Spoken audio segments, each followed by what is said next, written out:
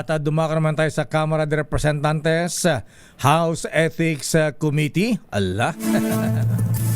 Iimbestigahan ka. Ayan.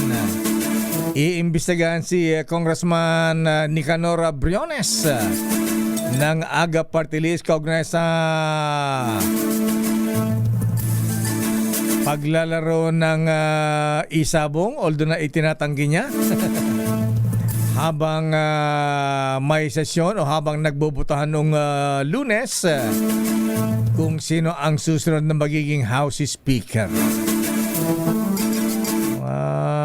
Dami kasing paparazzi din dito sa atin.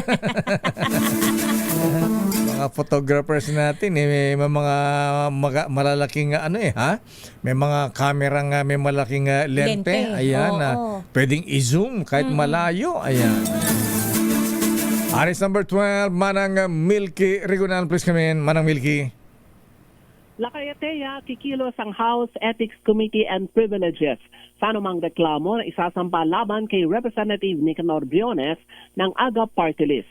Ang kay Representative J.C. Abalos ng 4-piece Party List, hindi niya babaliwalain ang naturang insidente. Paliwanag ni Abalos, chairman ng komite, karapatan ng sinuman na magsampa ng reklamo sa sinumang kongresista, lalo na kung merong nakita silang maling ginawa. Tiniyak ni Abalos, dadaan naman sa due process si Briones para marinig ang kanyang panig sa halip na husgahan dahil lamang sa mga nakitang litrato o video na nanonood ito ng online sabong habang ongoing ang sesyon ng Kamara noong unang araw ng 20th Congress.